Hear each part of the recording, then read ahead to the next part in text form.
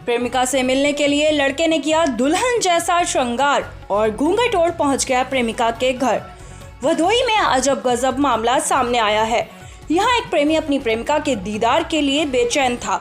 लाल जोड़ा पहनकर श्रृंगार करके दुल्हन की वेशभूषा में प्रेमिका के घर पहुंच गया।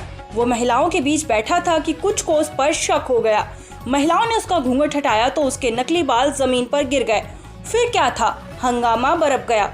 उसकी महिलाओं ने पिटाई कर दी। इस बीच मौका पाकर वो फरार हो गया।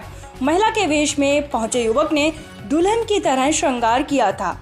उसने लहंगा पहनकर नकली बाल लगाए थे।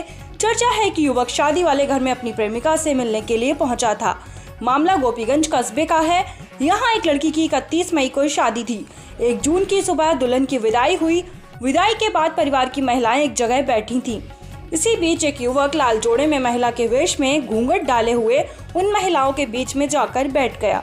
उस वक्त किसी ने उस पर ध्यान नहीं दिया, लेकिन कुछ देर बाद उसके हाव भाव देखकर महिलाओं को शक हुआ। महिलाओं ने कहा, एक दुल्हन तो विदा हो गई, पर दूसरी कहां से आ गई। महिलाओं ने उससे परिचय पूछा तो उसने महिलाओं के अंदाज में बोलना शुरू कर दिया। महिलाओं ने घूंघट हटाने के लिए कहा तो वो आनाकानी करने लगा। इस बीच एक महिला ने उसके घूंघट को जबरन हटाया तो उसके नकली बाल नीचे जमीन पर गिर गए। पकड़े जाने के बाद भी उसने महिलाओं की आवाज निकालकर भ्रमित करने की कोशिश की। इस दौरान उसकी पिटाई भी की गई। लोग पुलिस को सूचना देने ही वाले थे कि तभी बाइक से 2 युवक पहुंचे और वो दौड़कर बाइक पर बैठकर मौके से फरार हो गया।